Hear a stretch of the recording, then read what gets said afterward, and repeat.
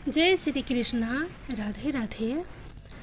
आज आप लोग एक कथा के माध्यम से जानेंगे कि गौ माता ने स्त्रियों को कौन सा श्राप दिया था जिसकी वजह से आज तक समस्त नारी जाति को वह श्राप भोगना पड़ रहा है। गौ माता का एक ऐसा श्राप जिसे टाला नहीं जा सका, उसी की वजह से आज भी समस्त नारी जाति को वह श्राप भोगना पड़ रहा है। वह श्राप कौन सा था, चलिए एक कथा के माध्यम से जानते हैं। एक समय की बात है जब भगवान श्री कृष्ण अपनी राजगद्दी पर विराजमान थे, तब उनके पास देवी सत्यभामा जाती है और कहती है, हे प्रभु, मुझसे आज मेरी एक दासी ने पूछा कि पहले स्त्रियों के बच्चे होते थे तो वह पैदा होते ही चलने लगते थे, परंतु अब ऐसा नहीं है। यह क्यों? प्रभु, मुझे इस प्रश्न का उत्तर ज्ञात नहीं था, इसलिए मैं आपके पास आई हूँ। कृपया मुझे इस प्रश्न का उत्तर बताएं। तब श्री कृष्ण कहते हैं, हे सत्यभामा, तुम्हारा यह प्रश्न समस्त स्त्री जाति के लिए अत्यंत महत्वपूर्ण है। अगर तुम इस प्रश्न के उत्तर को जानना चाहती हो तो ठीक है, मैं तुम्हें एक कथा सुनाता हूँ। तुमको इस कथा के माध्यम से पता चल जाएगा कि किस वजह से अब स्त्रियों का बच्चा पैदा होते ही चल नहीं पाता है। तब देवी सत्यभामा कहती है कि हे प्रभु, मैं इस कथा को पूरा सुनूंगी, कृपया आप कथा को सुनाइए। तब श्री कृष्ण कहते हैं कि हे सत्यभामा, एक नगर में एक रामू नामक व्यक्ति रहता था। रामू एक स्वार्थी व्यक्ति था। रामू के पास में एक गाय थी। वह गाय दूध देती थी और वह रामू उस गाय को हरा भरा चारा खिलाकर उसका दूध निकाल करके उस दूध का क्रय विक्रय किया करता था। श्री कृष्ण कहते हैं कि हे सत्यभामा, रामू गाय का दूध खुद पीता था, अपने परिवार वालों को भी पिलाता था। उस दूध की वजह से ही रामू अपने घर की दिनचर्या चलाता था। श्री कृष्ण कहते हैं कि हे सत्यभामा, धीरे धीरे रामू का समय इसी तरह से व्यतीत हो रहा था। कुछ दिनों बाद ही एक समय ऐसा आया कि जब रामू को गाय ने दूध देना बंद कर दिया।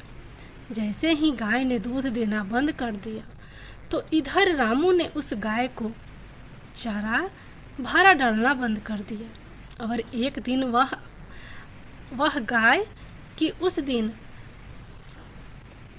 आ गया, एक दिन ऐसा आ गया कि उस दिन रामू ने गाय को बहुत मारा पीटा और उस रामू ने उस गाय को घर से ले जाकर जंगल में छोड़ दिया। अब वह गाय बेचारी अकेली पड़ गई। बेचारी गाय अकेली जंगल में इधर उधर घूमती फिरती है और एक दिन जंगल में बने एक मंदिर के पास में पहुंचती है और भगवान से विनती करते हुए कहती है, हे भगवान, मैं आपसे यह वंदना करती हूँ कि हे प्रभु, आपने हमें गाय की योनि में डालकर कितना गलत काम किया है। श्री कृष्ण कहते हैं कि हे सत्यभामा, वह गाय कहती है,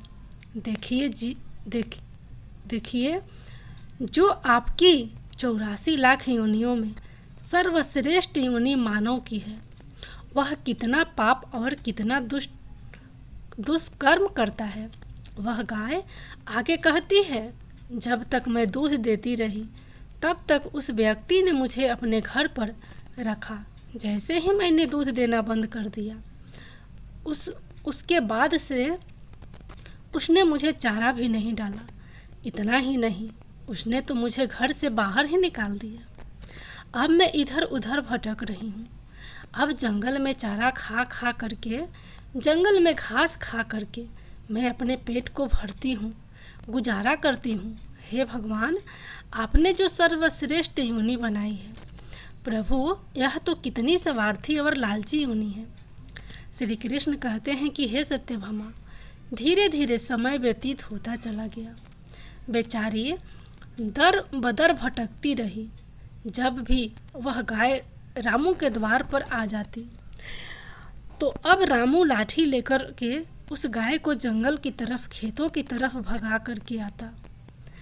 श्री कृष्ण कहते हैं कि हे सत्यभामा, धीरे धीरे जब वह गाय एक दिन गर्भवती हो जाती है तो अब जैसे ही 3-4 महीने का गर्भ हुआ तो उसी जंगल से एक स्त्री गुजर रही थी। उस स्त्री ने जैसे ही उस गाय को देखा, उसने मन में सोचा कि यह गाय तो गर्भवती है, मैं एक काम करती हूँ, इस गाय को मैं पाल लेती हूँ। जब इसका बच्चा हो जाएगा तो यही गाय मुझे दूध देने लगेगी, तब मैं इसका दूध खुद पीऊँगी और साथ ही अपने परिवार वालों को भी पिलाऊँगी। श्री कृष्ण कहते हैं कि हे सत्यभामा, वह स्त्री आगे कहती है कि इस गाय का दूध खूब क्रय विक्रय करूँगी। लेकिन जैसे ही वह स्त्री उस गाय को पकड़ने के लिए अपने पति को बुलाने के लिए जाती है और जब तक उसका पति वहाँ पर आता है तब तक वह गाय वहाँ से चली जाती है। धीरे धीरे और समय व्यतीत होता है।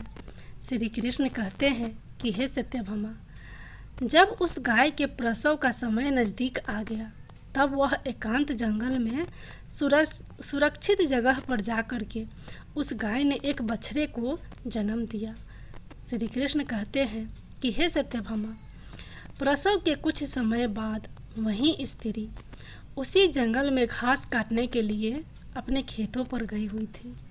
जैसे ही उसने दूर से देखा कि एक गाय ने अपना बच्चा दिया हुआ है, तब वह उसके पास गई और उसने ध्यान से उस गाय को देखा तो बोली कि अरे, यह तो वही गाय है, इस गाय ने तो बछड़ा दे दिया, चलो अच्छा हुआ। श्री कृष्ण कहते हैं कि हे सत्यभामा, वह स्त्री सोचती है अब मैं इस गाय को पकड़ करके अपने घर पर अवश्य ले जाऊंगी। जैसे ही वह स्त्री उस गाय के पास से अपने पति को बुलाने के लिए जाने लगती है, तभी गाय उसी समय उस स्त्री से कहती है, हे बहन, आज तुम हमारे ऊपर एक परोपकार कर दो।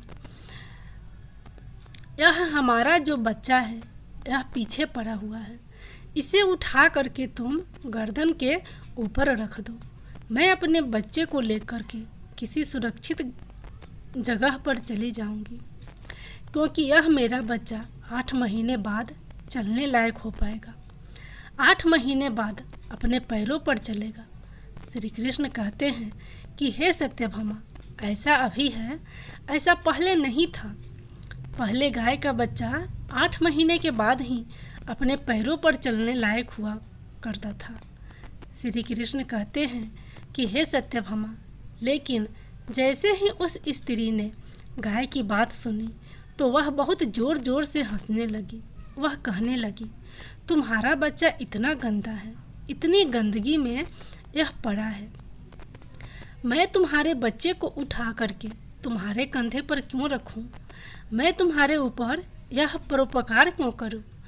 जैसे ही उस स्त्री ने उस गाय का बहुत मजाक बनाया, उस समय गाय बेचारी असहाय थी, वह अपने बच्चे को उठा नहीं सकती थी। श्री कृष्ण कहते हैं कि हे सत्यभामा, उसी समय दुखी होकर के गाय ने श्राप दे दिया।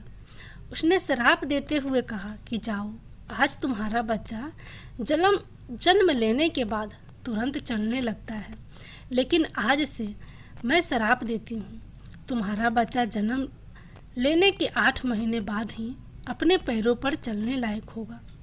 और जो यह मेरा बच्चा आज चल नहीं पा रहा है और यह आज के बाद पैदा होते ही बहुत जल्द अपने पैरों पर चलने लायक हो जाएगा। श्री कृष्ण कहते हैं कि हे सत्यभामा, इसी श्राप के कारण स्त्रियों का बच्चा अपने पैरों पर पैदा होते ही नहीं चल पाता, क्योंकि गाय माता ने इस समस्त स्त्री जाति को श्राप दिया है। परंतु गाय माता का जो बच्चा होता है वह तुरंत चलने लायक हो जाता है। अब श्री कृष्ण आगे कहते हैं, हे देवी सत्यभामा, अब तो आपको पता ही चल गया होगा कि आखिर किस कारण से स्त्री का बच्चा पैदा होते ही नहीं चल पाता। और वह कौन सा श्राप है जो गाय ने स्त्री को दिया था? तब देवी सत्यभामा कहती हैं कि हे प्रभु, अब मुझे मेरे प्रश्न का उत्तर मिल गया है। इस प्रश्न का उत्तर बताने के लिए आपका कोटि कोटि धन्यवाद। बाद मित्रों, कहा जाता है कि सतयुग में जिस समय सुखदेव जी पैदा हुए थे, तो सुखदेव पैदा होने के तुरंत बाद ही अपने पैरों पर चलने लगे थे और वेद व्यास भी जन्म लेने के तुरंत ही बाद अपने पैरों पर चलने लगे थे। यह बात सतयुग की थी, लेकिन कलयुग में ऐसा नहीं है, क्योंकि गाय ने समस्त स्त्री जाति को श्राप दे दिया था। उसी दिन से समस्त स्त्रियों के जो बच्चे पैदा होते ही चलने लग जाते थे, उनकी प्रक्रिया वहीं पर रुक गई। गाय के श्राप के कारण ही स्त्री का बच्चा 8 महीने बाद ही बच्चे चलने लायक, अपने पैरों पर खड़े होने लायक बन पाता है और गाय का बच्चा उसी दिन से अपने पैरों पर चलने लायक हो जाता है। इसलिए किसी की आत्मा को कष्ट नहीं देना चाहिए और यही सनातन धर्म का सबसे बड़ा धर्म है। गोस्वामी तुलसीदास ने लिखा है, परहित सरस धर्म नहीं, भाई दूसरे के दुख में दुखी हो जाना, दूसरे के काम आना सबसे बड़ा धर्म माना गया है। तो इसलिए हमें असहाय पंछियों की सहायता करनी चाहिए।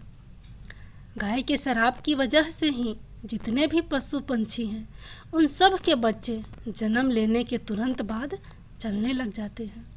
लेकिन स्त्रियों के बच्चों पर इसका विपरीत प्रभाव पड़ा कि जन्म के तुरंत बाद स्त्री का बच्चा चलने लायक बन पाया हो।